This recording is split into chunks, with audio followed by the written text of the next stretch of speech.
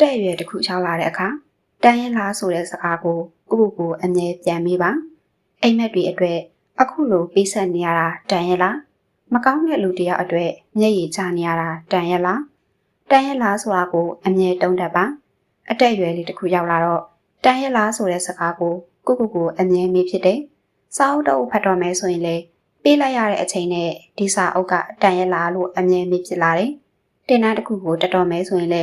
ဒီတင်တန်းကငါပေးလိုက်တဲ့ငွေကြီးငါပေးလိုက်တဲ့အချိန်လေးနဲ့တန်ရဲ့လားလို့ကိုအမြဲမေးဖြစ်လာတယ်။လူတယောက်ကိုအများကြီးစိတ်နစ်ပြီးကူညီပေးတော့မယ်ဆိုရင်လေငါဒီလောက်အထိစိတ်နစ်ပေးပြီးကူညီပေးဖို့အတွက်ဒီလူကတန်ရဲ့လားဆိုတာအမြဲမေးဖြစ်လာပါတယ်။ဒါကကြီးကျယ်လာတာမဟုတ်ပဲကိုယ့်ရဲ့ဘဝမှာကိုလှုပ်ပြီးခဲ့တာတွေနဲ့မတန်နဲ့ကိုစူးစမ်းခဲ့ရတာနဲ့မတန်တဲ့ရှားလက်တွေကိုရရှိလာခဲ့တာကြောင့်အခုလိုတန်ရဲ့လားဆိုတာအမြဲတွေးဖြစ်လာတာပါကျွန်တော်တို့ရဲ့ဘဝမှာမျက်ရည်ကျရတာနဲ့မတန်တဲ့အရာတွေရှိပါတယ်အချိန်ပေးရတာနဲ့မတန်တဲ့အရာတွေရှိတယ်ရှင်းပြဖို့မတန်တဲ့အရာတွေရှိတယ်တတိယဖို့မတန်တဲ့အရာတွေရှိတယ်တစုံတစ်ယောက်ကြောင့်ကိုထိခိုက်သွားဖို့မတန်တာတွေရှိတယ်ဒါကြောင့်ကျွန်တော်တို့ကတခုခုလုပ်တော့မယ်ဆိုရင်ကိုယ့်အတွက်တန်ရဲ့လားမတန်ရဲ့လားဆိုတာကိုစဉ်းစားဖို့လိုအပ်ပါတယ်တကယ်လို့လူတစ်ယောက်ကြောင့်ကိုထိခိုက်သွားဖို့မတန်ဘူးထင်ရင်အဲ့ဒီလူအတွက်ကိုထိခိုက်အောင်မလုပ်ပါနဲ့စာအုပ်တော့ကအချိန်ပေးရတာနဲ့မတန်ဘူးထင်အဲ့ဒီစာအုပ်ကိုဆက်မဖက်ပါနဲ့တင်တန်းတစ်ခုကအချိန်နဲ့ငွေတွေပေးရတာမတန်ဘူးထင်အဲ့ဒီတင်တန်းကိုတော့မတက်ပါနဲ့နောက်ပြီးကိုကဂိမ်းတစ်ခုကိုစော်နေရဲဆိုရင်ဒီဂိမ်းကိုစော်ဖို့အတွက်အချိန်တွေအများကြီးပေးဆက်လိုက်ရတာတန်ရလားဆိုတာကိုလည်းကိုပြန်မေးဖို့မမေ့ပါနဲ့တကယ်လို့တန်နေဆိုရင်ဘာကြောင့်တန်တာလဲမတန်ဘူးဆိုရင်ရောဘာကြောင့်မတန်တာလဲဆိုတာကိုမေးခွန်းထပ်မေးဖို့လိုပါတယ်တကယ်လို့ဂိမ်းဆိုတာကပေးဆက်ရတဲ့အချိန်နဲ့ရှားရှိတဲ့အကျိုးကတန်တဲ့ထင်ဆက်လို့ပါမတန်မှုထင်နေဆိုရင်တော့ဆက်ပြီးမစော်ပါနဲ့ကိုဟာသူတစ်ပါးကိုဝေဖန်တဲ့ကွန်မန့်လေးတစ်ချောင်းရေးလိုက်မယ်ဆိုရင်လေဒီကွန်မန့်ကိုအချိန်ပေးပြီးရေးလိုက်ရတဲ့အတွက်တန်ရလားဆိုတာရဲ့ဒီလိုဝေဖန်တဲ့ကိုယ့်ရဲ့ကွန်မန့်တစ်ချောင်းကြောင့်လူတွေကိုအထင်သေးပါမှာတန်ရလားဆိုတာကိုလည်းတွေးတောစေချင်ပါတယ်နောက်ပြီးကိုနဲ့တန်တဲ့အလုပ်ကိုရှာဖွေလုပ်ကင်ဖို့အတွက်အကြံပြုစကားလေးလည်းပြောချင်ပါတယ်တချို့လုပ်ငန်းတွေကကိုယ့်ဘက်ကပေးလိုက်ရတဲ့အချိန်တွေခွန်အားတွေစေတနာတွေအကြီးအချင်းတွေတွေးချွေးတွေပင်မနှွမ်းနယ်မှုတွေနဲ့မတန်တဲ့အလုပ်တွေရှိပါတယ်ကိုယ့်ရဲ့အကြီးချင်းနဲ့ဆိုရင်9တိန်းလောက်ရှာနိုင်ပေမဲ့တစ်လကို2တိန်းလောက်ပဲရှာတယ်အချိန်တွေလည်းအများကြီးပေးရတယ်အမြဲလည်းအပြစ်တွေပြောခံရတယ်ပညာတွေနဲ့အတွေ့အကြုံကောင်းတွေလည်းမရဘူးကိုယ့်ရဲ့စေတနာတွေနဲ့လည်းမတန်တယ်လို့ခံစားနေရတယ်ဆိုရင်အဲ့ဒီအလုပ်ကနေထွက်ခဲ့ဖို့အကြံပြုပါရစေကျွန်တော်တို့ရဲ့အရေးအချင်းကိုအတိအမှတ်ပြုတဲ့လုပ်ငန်းခွင်မှာလုပ်ကင်မှုအတွက်ထိုက်တန်ပါတယ်ကိုယ့်လိုအားနဲ့ညီမျှတဲ့အလားစားရဖို့ထိုက်တန်ပါတယ်ဒါကြောင့်ကိုယ်နဲ့မတန်တဲ့အလုပ်ကိုမလုပ်ပါနဲ့ကိုယ်နဲ့တန်တဲ့အလုပ်ကိုရှာအောင်ရှာပါအလုပ်ရှာတဲ့အခါမှာလည်းတစ်ဖက်အလုပ်ကိုမထွက်သေးပဲနောက်ထပ်အလုပ်တစ်ခုကိုရှာပါနောက်ထပ်အလုပ်ကကိုခံပြီးဆိုမှအရင်အလုပ်ကိုစွန့်ခွာပါကျွန်တော်တို့နဲ့တန်တဲ့အရာတွေကိုလုပ်နေမယ်ဆိုရင်ကျွန်တော်တို့ရဲ့ဘဝကအရင်ကထက်ပိုပြီးတိုးတက်လာပါလိမ့်မယ်အရင်ကထက်လူလောကကြီးမှာနေထိုင်ရတာအဆင်ပြေလာပါလိမ့်မယ်တန်ရက်လားဆိုတဲ့အတွေ့ကိုအမြဲတွေးပြီးကိုနဲ့တန်တဲ့အရာတွေကိုပဲရွေးချယ်လုပ်ကင်လာနိုင်မယ်ဆိုရင်တင်ဟာမကြခင်မှာရင့်ကျက်တဲ့သူတွေအထားကြတဲ့သူတွေအောင်မြင်တဲ့သူတွေဖြစ်လာပါလိမ့်မယ်အေးချမ်းတဲ့သူရဲ့အနာမနေရင်အေးချမ်းရမယ်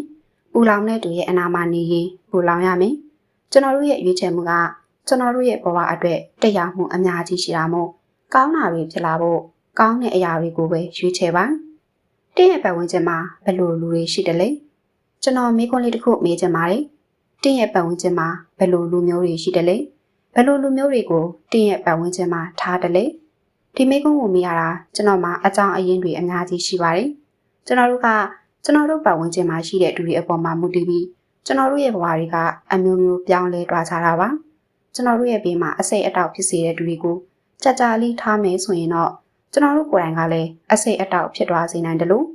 ကျွန်တော်တို့ရဲ့ဘေးမှာအေးချမ်းနေတတ်တဲ့လူတွေကိုထားမယ်ဆိုရင်ကျွန်တော်တို့ကိုယ်တိုင်ကလည်းအေးချမ်းနေတတ်သွားပါလိမ့်မယ်နောက်ပြီးကျွန်တော်တို့ရဲ့ပတ်ဝန်းကျင်မှာအလွန်စူးစမ်းတဲ့လူငယ်စီးပွားရေးလုပ်ငန်းရှင်တွေကိုထားမယ်ဆိုရင်ကိုယ်တိုင်ကလည်းစီးပွားရေးနဲ့ပတ်သက်တဲ့ idea တွေအများကြီးရှာလာမှာဖြစ်တယ်လို့စီးပွားရေးလုပ်ငန်းရှင်တယောက်လည်းဖြစ်သွားနိုင်ပါတယ်ကျွန်တော်မိဘကိုယ်တိုင်ကကျွန်တော်ကိုတုံးစားများဘူးအတုံးမကြဘူးလို့ခဏပြောခဲ့တဲ့အထိ ကျွန်တော်အရင်ကအလွန်သုံးအားပါတယ်တခုခုဆိုရင်ထုံထုံထိုင်းထိုင်းနဲ့ဘာမှမလုပ်တဲ့မကင်တတ်တဲ့ကောင်းလေးတယောက်ပါတနေ့ကျွန်တော်ထက်တစ်နှစ်ဝန်းကျင်ငယ်တဲ့ညီလေးတယောက်နဲ့ခင်မင်ခွင့်ရှာခဲ့ပါတယ်သူကအလွန်ထက်မြက်ပြီးတွတ်တွတ်လဲလဲနဲ့အရန်လဲတော်ပါတယ်တနေ့သူ့စီကနေပတ်စံဆိုတာရှာရလွယ်တယ်ဆိုတဲ့အကြောင်းအမြဲကြားရတော့တကယ်ရှာရလွယ်တာလားဆိုပြီးစတင်တွေးတောခဲ့မိပါတယ်သူကတနေ့ကိုတသိန်းကျော်ကျော်နှစ်သိန်းဝန်းကျင်လောက်ရှာနိုင်နေတဲ့ကာလမှာကျွန်တော်ကတနေ့1000ခွဲလောက်ပဲဝင်ဝင်ရှိနေခဲ့ပါတယ်နောက်ပိုင်းတွေမှာတော့သူ့ရဲ့စီးပွားရှာတဲ့ပုံစံတွေကိုအနီးကပ်လေ့လာခွင့်ရှာခဲ့ပြီးပတ်စံဆိုတာဒီလိုရှာတာပါလားဆိုတဲ့အတွေ့အကြုံဝင်ခဲ့ပါတယ်စီးပွားရေးနဲ့ပတ်သက်ပြီးအကြံဉာဏ်တွေလိုတဲ့အခါမှာလဲသူ့စီကအကြံဉာဏ်တွေကိုရှာယူခဲ့တယ်လို့အလုပ်လုပ်ရင်စိတ်သက်တွေကြာလာတဲ့အခါမှာလဲတရက်2သိန်းနီးပါးဝင်ဝင်ရှိတဲ့သူ့ကိုကြည့်ပြီးအားရယူခဲ့ရပါတယ်ဒီလိုနဲ့တရက်စူးစမ်းရင်အခုဆိုရင်ကျွန်တော်လဲနေရာတနေရာကိုရှောက်လာခဲ့ရပါတယ်ဒါတင်မကရပါဘူးပြောရမယ်ဆိုရင်တော့မကုန်နိုင်တော့အောင်ပဲကျွန်တော်ပတ်ဝန်းကျင်မှာကျွန်တော်ရွေးချယ်ပြီးထားတဲ့သူတွေကြောင့်ပညာရေးမှာဆိုရင်လည်းအကောင်းဆုံးတနေရာကိုရောက်ခဲ့ရတယ်လို့စီးပွားရေးမှာဆိုရင်လည်းနေရာတနေရာကိုရောက်လာခဲ့ရတာပါတချို့တငယ်ချင်းတွေဆိုရင်ကျွန်တော်ကိုမတွေးဖြစ်တဲ့နှစ်အပိုင်းခြားလေးအတွင်းမှာအများကြီးပြောင်းလဲလာလိုက်တာနော်ဆိုတဲ့စကားတွေအမြဲပြောကြပါတယ်ဒါကဘာကြောင့်လဲဆိုရင်တော့ကျွန်တော်ပတ်ဝန်းကျင်မှာကျွန်တော်ပေါင်းတင်ဆက်ဆံတဲ့သူတွေကြောင့်ပါကျွန်တော်တို့ပတ်ဝန်းကျင်မှာရှိတဲ့သူတွေကကျွန်တော်တို့ကိုအမြင့်ဆုံးရအောင်တွန်းပို့ပေးနိုင်တယ်လို့အောက်ဆုံးအထီရောက်အောင်လဲဆွဲချသွားနိုင်ပါတယ်။ဒါကြောင့်ကိုယ်ပတ်ဝန်းကျင်ကိုယ့်ရဲ့အတိုင်းအဝိုင်းမှာကိုယ့်ကိုအားဖြစ်စေတဲ့လူတွေကိုထားပါ။ကိုယ့်ရဲ့တလန်းတွေကိုပိတ်ဆို့စေမဲ့လူတွေကိုအတက်နိုင်ဆုံးကိုယ့်ပတ်ဝန်းကျင်မှာမထားမိပါစေနဲ့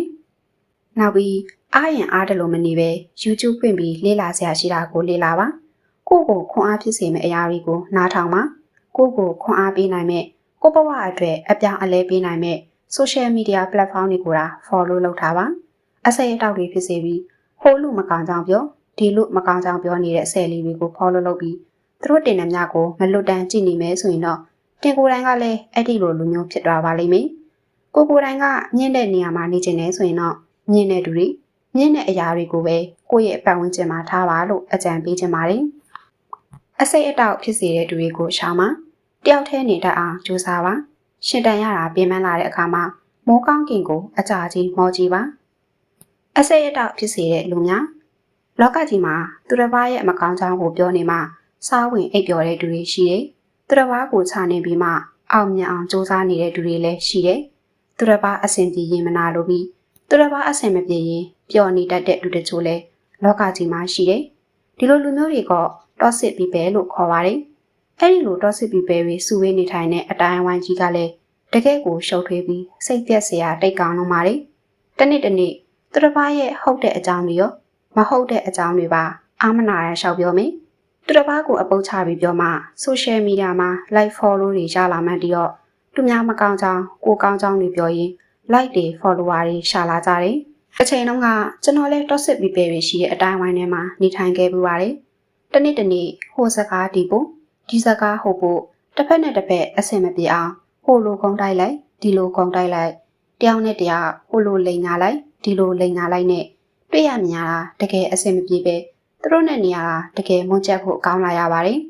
toxic people တွေဟာသူတို့ကိုယ်တိုင်လည်းပူလောင်ပြီးသူတို့ရဲ့ဘေးမှာရှိနေတဲ့သူတွေကိုလည်းပူလောင်စေတဲ့အပူအဆိုင်ခဲကြီးတစ်ခုပါသူတို့နဲ့ပိုပြီးနှိကပ်တဲ့သူကပိုပူရပြီးသူတို့နဲ့ဝေးနိုင်တဲ့မြဝေးမှာနေတဲ့သူတွေဟာအပူဒဏ်ကိုနဲ့တစ်ထက်နည်းနည်းတွားရပါတယ်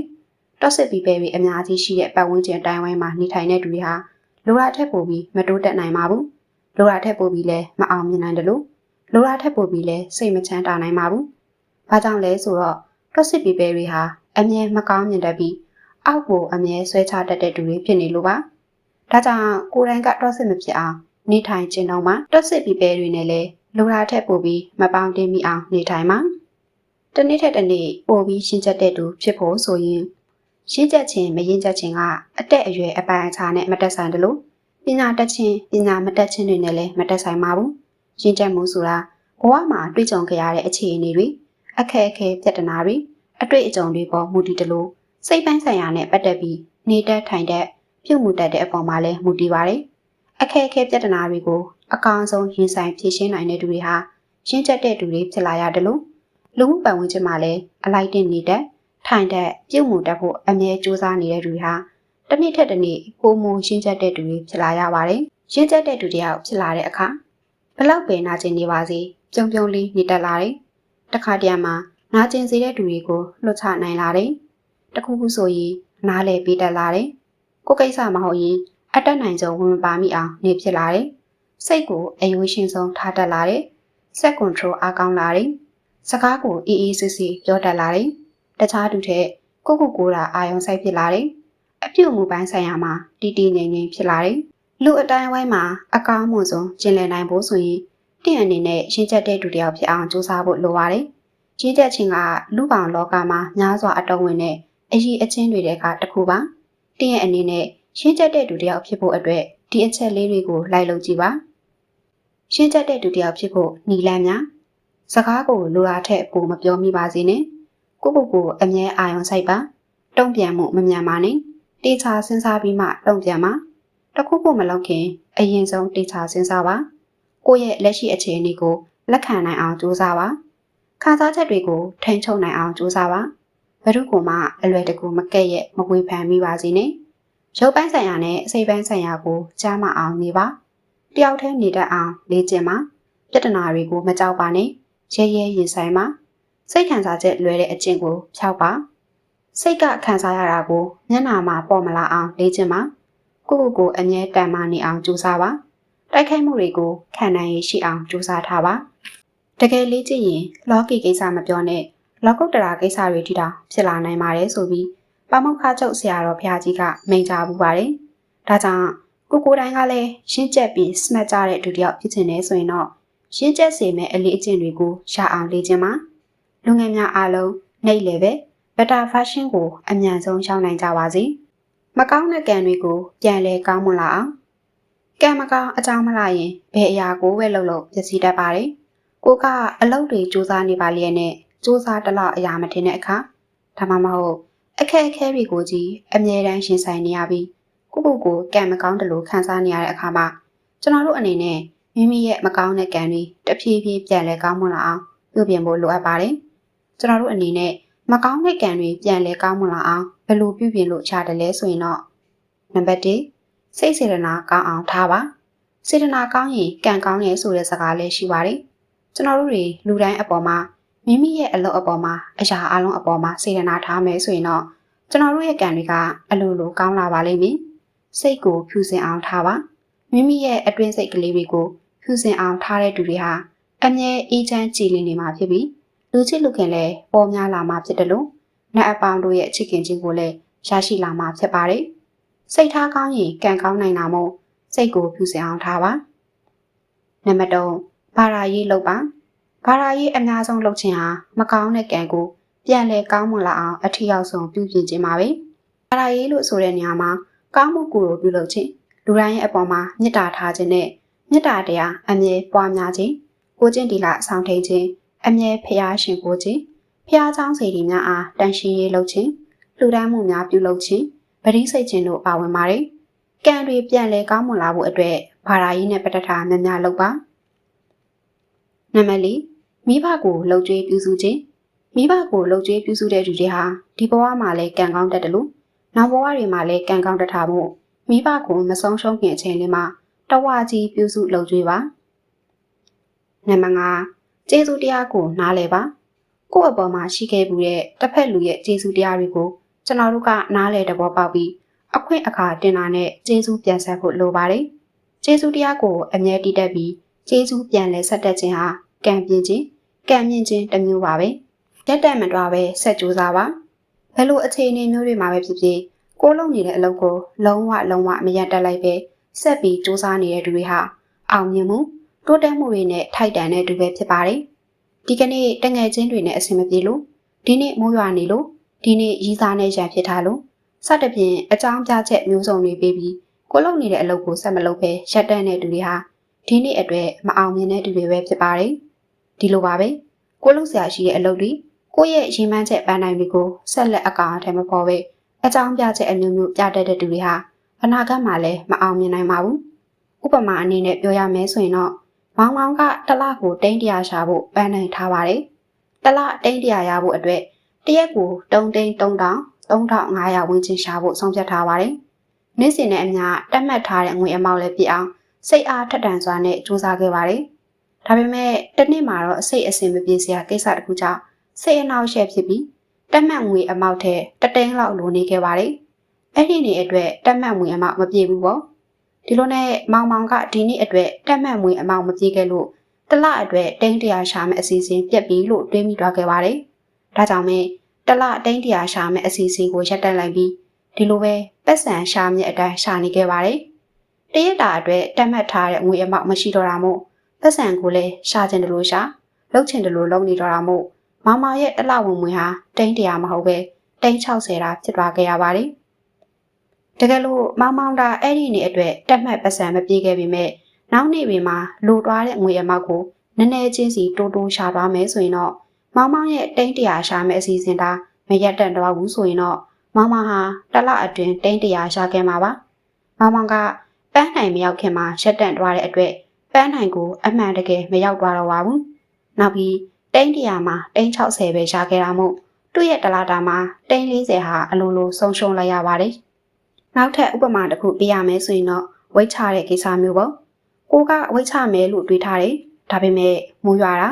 နေပူတာအလုံးရှုပ်တာစတဲ့ကိစ္စတွေကြောင့်ဆက်ပြီးဝိတ်မချတော့ပဲဝိတ်ချခြင်းကိုရပ်တန့်လိုက်မယ်ဆိုရင်တော့အနာဂတ်မှာကိုဟာစမတ်ကြတဲ့လူအဖြစ်ရှိနေတော့မှာမဟုတ်ပဲဖက်တီးဘွားနဲ့ပဲတလုံးနေသွားရမှာဖြစ်ပါတယ်။ပန်းနိုင်ကိုတွားဖို့အစီအစဉ်မရှိတော့ပဲရပ်တန့်လိုက်တဲ့နေ့ဟာတင့်အတွက်ပန်းနိုင်ကိုအမှန်တကယ်မရောက်တော့မယ့်အနေပါပဲ။ဒါကြောင့်ကိုဟာပန်းနိုင်တစ်ခုကိုတွားဖို့အတွက်အစီအစဉ်ရှိတယ်ဆိုရင်တော့အဲ့ဒီပန်းနိုင်ကိုအာရုံစိုက်ပါ။အဲ့ဒီပန်းနိုင်ကိုပဲအမြဲကြည့်ပါ။ဘေးမှာရှိနေတဲ့အရာတွေပေါ်မှာအာရုံထားမိတဲ့အခါစိတ်အနှောက်အယှက်ဖြစ်တတ်ပါတယ်။ပန်းနိုင်အပေါ်မှာအာရုံစိုက်မှုနေတွားတတ်ပါတယ်။လောကကြီးမှာတစ်ခုခုဆိုရင်ဇွဲမရှိပဲရပ်တန့်လိုက်ဖို့ဆိုတာကဆုံးဖြတ်ချက်ချတတ်တဲ့သူတွေဟာလုံးဝမအောင်မြင်နိုင်တဲ့သူတွေပဲဖြစ်ပါတယ်။အိမ်မက်တွေရှိတယ်ဆိုရင်လည်းအဲ့ဒီအိမ်မက်တွေအတွက်လုပ်နေတာကိုလုံးဝမရပ်တန့်လိုက်ပါနဲ့။မဖြစ်နိုင်ဘူးလို့ထင်ထားတဲ့အမြင်တွေနေရာတွေအထိရောက်အောင်ကြိုးစားပါ။အမြဲစင်းရဲနေမဲ့သူတွေရဲ့အလေးအကျင့်မျာ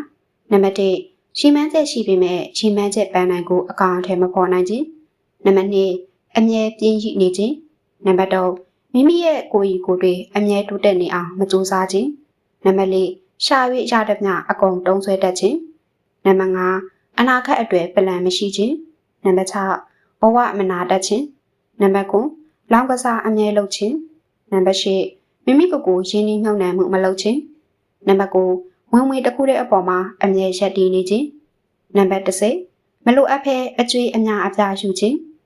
နံပါတ်17ချမ်းသာတဲ့သူဖြစ်ဖို့ပြင်းပြတဲ့စိတ်ဆန္ဒမရှိခြင်းနံပါတ်12အတစ်တော့ပြောင်းလဲမှုတွေအပေါ်မှာလေ့လာမှုမရှိခြင်းနံပါတ်13ချမ်းသာစေဖို့စဉ်းစားတွေးခေါ်နိုင်တဲ့ဉာဏ်မရှိခြင်းကျွန်တော်တို့တွေကချမ်းသာခြင်းကိုမကြိုက်နေလို့မရပါဘူးချမ်းသာခြင်းကိုမကြိုက်ရင်ဘယ်တော့မှချမ်းသာလာနိုင်မှာမဟုတ်ပါဘူး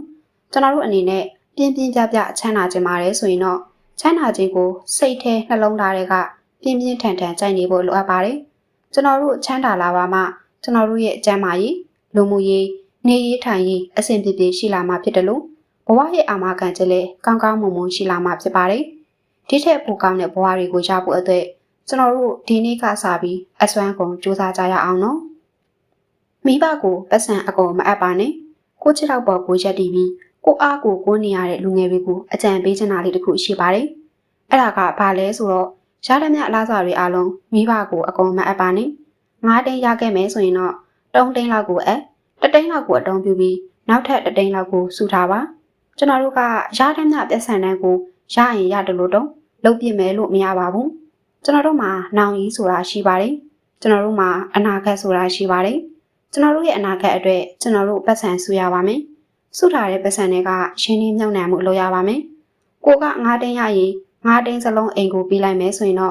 ့ကိုအလုံးမရှိတော့တဲ့အခါမှာအလုံးပြုတ်သွားတဲ့အခါမှာဘယ်လိုနေမှာပါလဲ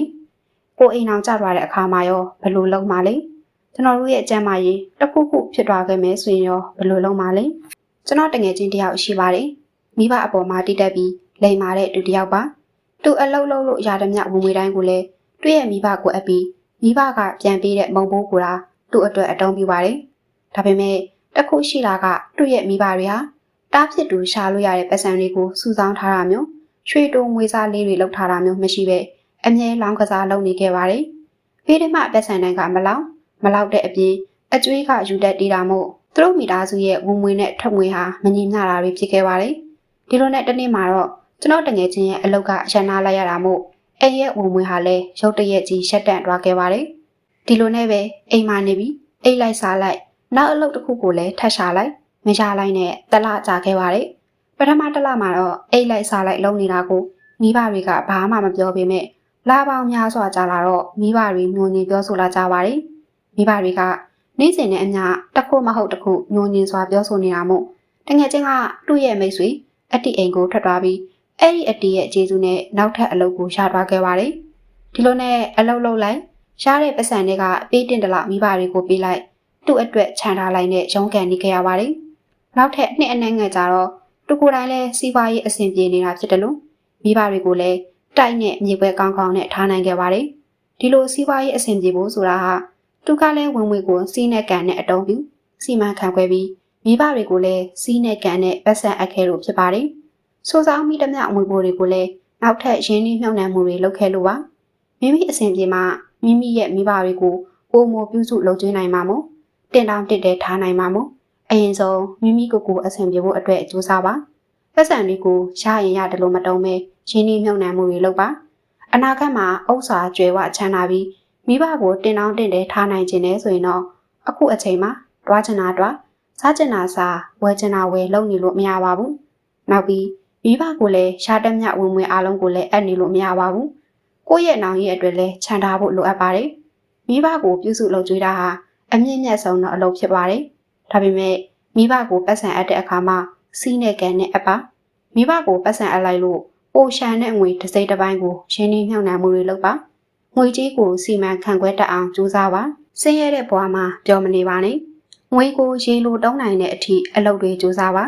ချမ်းသာတဲ့ဘဝကိုရှာအောင်တွားပါဆိုရှယ်မီဒီယာကနေတစ်ခါလောက်ဝင်ရှာကြည့်ပါ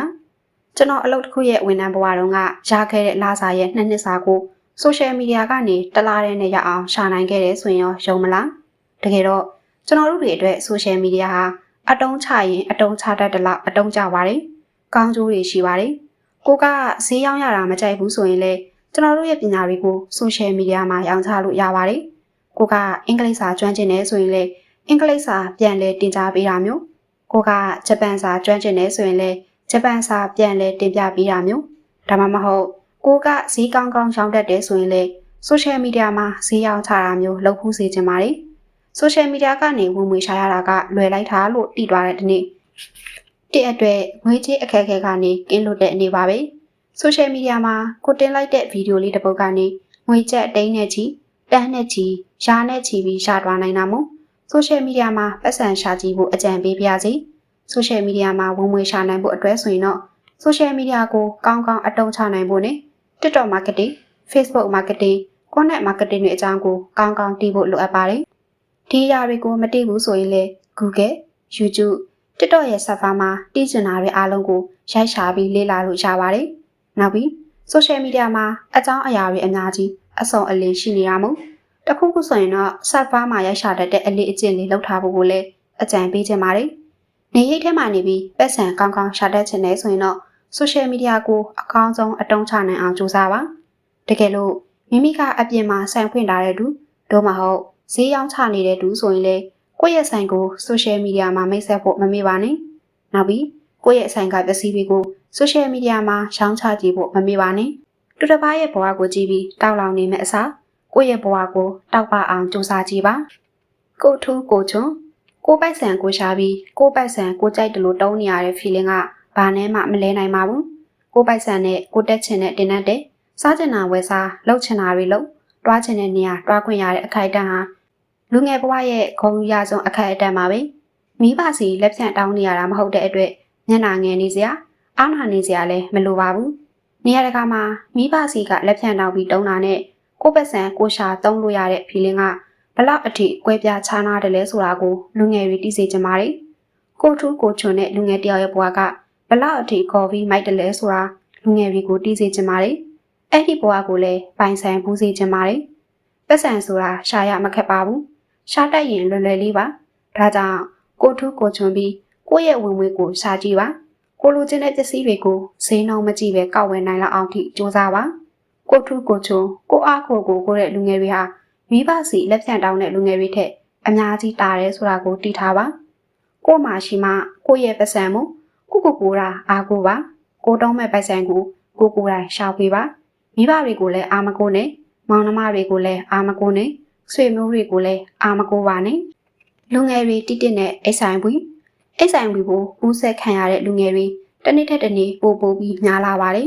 ်အိဆိုင်ပွီကိုရှိနေတဲ့သူတွေဟာတာမန်လူတွေလိုပဲတာမန်အခြေအနေပဲမို့လူတိုင်းအပေါ်ကိုယုံကြည်နေလို့မရပါဘူးဒါကြောင့်အခုမှအစတွေ့တဲ့သူတွေနဲ့အကွဲမပါပဲဖြစ်ချင်တယ်လို့မဖြစ်ဖို့တတိပေးပါရစေတချို့လူငယ်တွေဆိုရင်အခုအချိန်ထိအိဆိုင်ပွီကိုအကြောင်းစိတ်မဝင်စားကြဘူးနောက်ပြီးအိဆိုင်ပွီနဲ့ပတ်သက်တဲ့ဗဟုသုတတွေလုံးဝမတိကြပါဘူးဒါကြောင့်အိဆိုင်ပွီဘိုးနဲ့ပတ်သက်တဲ့ဗဟုသုတလေးတွေကိုမျှဝေပေးပါရစေအိဆိုင်ပွီဘိုးဆိုတာဘာကိုပြောချင်တာလ